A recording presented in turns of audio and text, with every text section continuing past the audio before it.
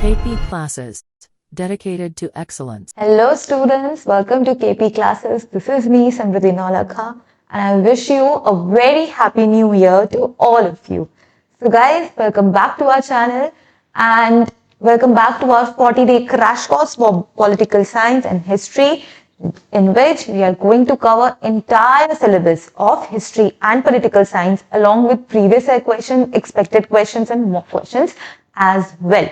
So अगर आपने हमारे प्रीवियस लेक्चर्स नहीं देखे हैं, don't worry guys, check out the description box, उसमें आपको हमारी प्लेलिस्ट का लिंक मिल जाएगा. अपार्ट फ्रॉम दैट, अगर आप हमारी केपी क्लास कम्युनिटी का पार्ट नहीं बने हैं, तो उनके लिंक्स भी आप हमारे व्हाट्सएप और टेलीग्राम ग्रुप का पार्ट बन सकते हैं for daily quizzes, informative videos, latest news regarding boards and CBSE as well. And this is our app, KP classes exam prep app. तो इन सभी लेक्चर्स की पीडीएफ एंड स्टडी नोट्स आपको free available access आप कर सकते हैं, available होंगी हमारे ऐप में. तो क्या करना है, आपको डाउनलोड करना है, इंस्टॉल करना है, अपने क्रेडेंशियल्स डालने हैं, देन फ्री मटेरियल पे क्लिक करेंगे, अपना सब्जेक्ट, अपने कोर्स आप सिलेक्ट कर सकते हैं. डॉक्यूमेंट एंड टेस्ट सेक्शन में आपको free test papers, sample papers along with इन सभी लेक्चर्स की पीडीएफ अवेलेबल होंगी. So without wasting any time, let's get started. So in the previous lectures, we have completed part A, contemporary world politics. हमने bipolarity, contemporary centers of power, South Asia, international organization, security, globalization, environment, सारे chapters को revise कर लिया है. So today we are going to start part B with the first chapter, which is challenges of nation building.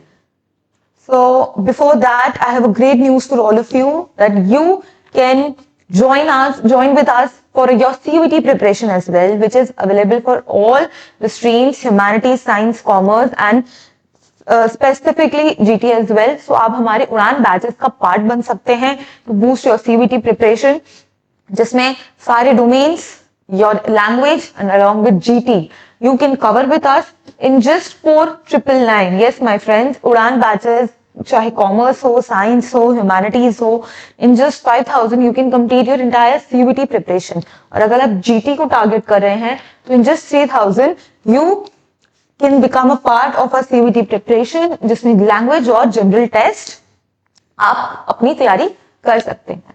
So apart from that, you will be getting all the books and these books contain more than 1200 MCQs. 1200 MCQs आप prepare करके जाएंगे, practice करके जाएंगे. जब आप अपने exam से पहले बैठेंगे, उससे पहले ये 1200 MCQs आपके दिमाग में, आपकी नर्व्स में घुस जाए. So let's get started. Challenges of the nation building. So India got independence in 1947. Everyone knows at the hour of midnight, 14th and 15th August, he got independence and Jawaharlal Nehru became the first prime minister of India. Mind you, उस time पे elections नहीं हुए थे, तो interim government के भी prime minister Jawaharlal Nehru select हुए थे. सो उन्होंने एक स्पेशल स्पीच दी थी जिसे कहते हैं tryst with destiny. And India was born in a very difficult circumstances and freedom came with the partition of the country. So everyone knows कि इंडिया को इंडिपेंडेंस तो मिला, लेकिन क्या हुआ था, पार्टीशन हो गया था पाकिस्तान और इंडिया में. So the entire British India was divided into India and Pakistan. So यही चैलेंज था सबसे पहला कि काफी ज्यादा लोग होमलेस हो गए थे. ठीक है, अब बात करेंगे 3 चैलेंजेस की. इंडिपेंडेंट इंडिया के सामने 3 चैलेंजेस थे. तो सीधा सीधा ये 4 मार्कर क्वेश्चन बनता है कि what were the 3 challenges before independent India that was faced by independent India. ये कौन कौन से challenges थे. तो पहला challenge क्या है, to shape the nation, मतलब unification of India. That was the first challenge. India को क्या करना है, यूनिफाई करना है. तो जो इंडिपेंडेंट इंडिया था वो कहीं ना कहीं यूनिफाइड नहीं था, क्योंकि कुछ स्टेट्स जो उस टाइम पे प्रोविंसेस का नाम देते थे and there were princely states, कुछ रजवाड़े. कितने थे, 5 प्रिंसली स्टेट्स को आपस में क्या करना था, यूनाइट करना था और एक इंडिपेंडेंट नेशन बनाना था. तो हुआ क्या था, लॉर्ड माउंटबैटन ने इन प्रिंसली स्टेट्स को चॉइस दे दिया गई। 3 जून प्लान में लॉर्ड माउंटबैटन ने एक चॉइस दे दी कि प्रिंसली स्टेट्स को कि अगर आप चाहें तो या तो इंडिया का पार्ट बन सकते हैं या तो पाकिस्तान का पार्ट बन सकते हैं, या चाहे आप इंडिपेंडेंट भी रह सकते हैं। तो ये काफी दिक्कत की बात हो गई थी कि अगर ये पाकिस्तान का पार्ट चले जाए तो हमारे लिए दिक्कत हो सकती है, या इंडिपेंडेंट रहे तो यूनिफिकेशन कैसे होगा। सेकेंड आ जाता है एस्टैब्लिशिंग डेमोक्रेसी। तो ये क्रोनोलॉजी में चल रहा है कि पहला टास्क क्या करना है, हमें इंडिपेंडेंट इंडिया बनाना है, इंडिया को यूनिफाई करना है, सबको इकट्ठा लेके चलना है। ये चैलेंज होने के बाद सेकेंड चैलेंज आएगा डेमोक्रेसी स्टैब्लिश करनी है, लोकतंत्रता को स्टैब्लिश करना है, where people have freedom of speech and expression। और लास्ट चैलेंज दोनों के बाद सरकार बन गई, अब इन लोगों का वेलफेयर कैसे करेंगे अपने अकॉर्डिंगली, बिकॉज ब्रिटिश इंडिया क्या कर रही थी, पॉलिसीज प्रोग्राम्स को इम्पोज कर रही थी and which was not likely by the people. That's why democracy establish करना, पीपल को राइट देना and development and wellbeing of the entire society, not only of the some sections। So पूरी society, whether you are rich, whether you are poor, whether you are male, female, सबके लिए हमें क्या करना है, development and welfare करना है। ठीक है, अब ये चैलेंजेस तो हो गए। अब देखते हैं पार्टीशन की वजह से क्या क्या प्रॉब्लम हुई, तो ये प्रोसेस ऑफ पार्टीशन हुआ क्या था। सो 14 अगस्त इज पाकिस्तान का independence day, 15 August it's our independence day. 2 nation states बनी, India and Pakistan, and this was known as 2 nation theory. कि ये 2 नेशन थ्योरी क्या है, that Muslim dominated area is Pakistan and Hindu dominated area is India. तो ये 2 nation theory है। ये किसने दी थी, मुस्लिम लीग ने दी थी, जिसमें India consisted of not 1 but 2 people. यहाँ पे हिंदूज हैं एंड मुस्लिम्स हैं। दैट इज व्हाई डिमांडेड अ पाकिस्तान, किनके लिए, सिर्फ मुस्लिम्स के लिए एक सेपरेट कंट्री बन जाएगी।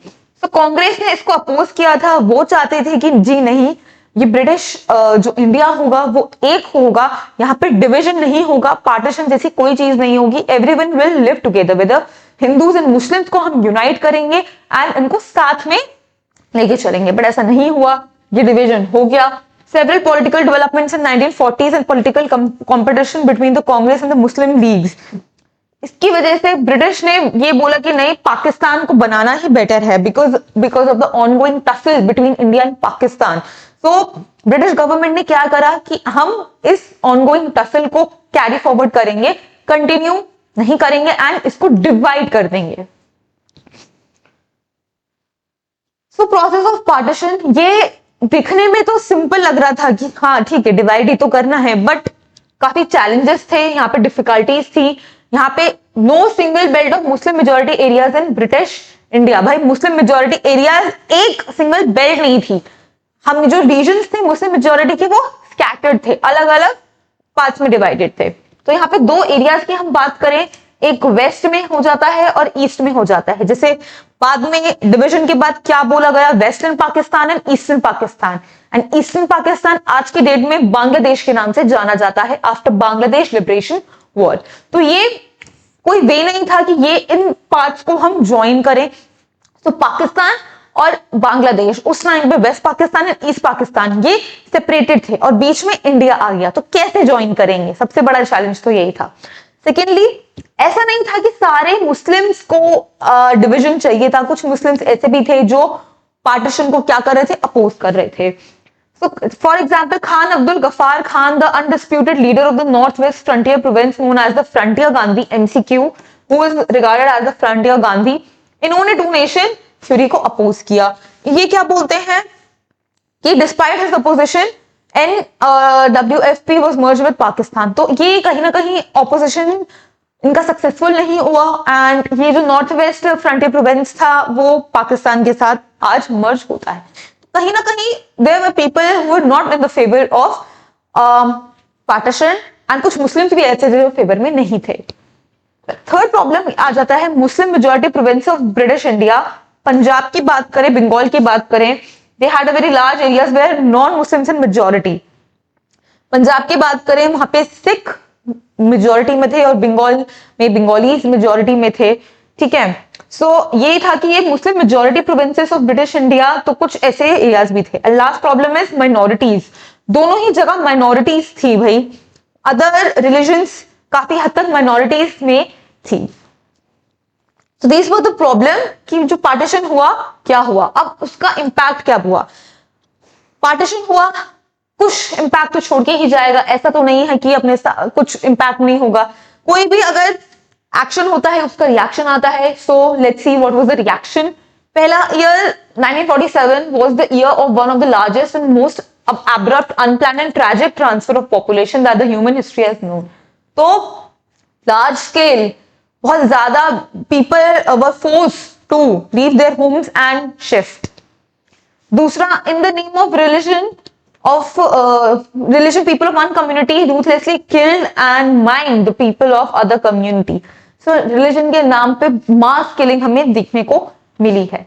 Even minorities on both the sides on the border, they fled their homes and refugee camps में उनको रखा गया।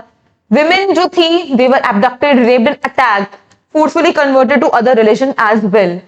जिसको भी टारगेट करा उनके साथ, women के साथ रेप होता था, उनको अटैक किया गया। It is estimated that the partition forced about 80 lakh people to migrate across the new border and 5 to 10 lakh people were killed in the partition related violence। तो उस partition की वजह से जो वायलेंस हुआ, कम से कम 10 लाख लोग मारे गए थे एंड 80 लाख पीपल, उनको जबरदस्ती बॉर्डर शिफ्ट करने के लिए फोर्स किया गया था। तो ये था हमारा पूरा पार्टीशन एंड पार्टीशन का प्रोसेस कैसे हुआ एंड उसका इम्पैक्ट देखो। अब इस चैप्टर, पूरा चैप्टर रिवॉल्व्स अराउंड कि what was the first challenge, उसको हमने टैकल कैसे करा। तो इस चैप्टर में जो फर्स्ट चैलेंज है उसको हम टैकल कैसे करेंगे, आइए देखते हैं। Integration of princely state. तो ब्रिटिश इंडिया डिवाइड हो गया था। सबसे पहली बात, इंडिया और पाकिस्तान, और इंडिया में भी डिवीजन देखने को मिला। इंडिया में क्या डिवीजन था, यहाँ पे प्रोविंसेस, जो आज की तारीख में जैसे हम स्टेट्स कहते हैं, 28 स्टेट्स, और कुछ रजवाड़े जिन्हें कहते हैं प्रिंसली स्टेट्स। तो जो ब्रिटिश इंडियन प्रोविंस है ये तो ब्रिटिश गवर्नमेंट के कंट्रोल में थी, तो इनके पास तो कोई से नहीं था, ये ऑटोमेटिकली इंडिया का पार्ट थे। लेकिन बात होती है प्रिंसली स्टेट्स की। 1/3 land British Indian empire, 1 out of 4 Indian states यहाँ पे रूल करते थे, तो इनका होना बहुत जरूरी था। इतनी टेरिटरीज हम पाकिस्तान को नहीं दे सकते। तो आगे क्या होता है, कौन कौन सी प्रिंसली स्टेट्स में प्रॉब्लम आती है, मणिपुर, हैदराबाद और जूनागढ़ में क्या हुआ, this is we are going to discuss in the part 2 of this chapter. So stay tuned and thank you for watching. These are courses, you can purchase our courses from KP Classes Exam Prep app. So I'll see you in the next lecture. Till then, take care. Bye bye. Thank you. KP Classes. Dedicated to excellence.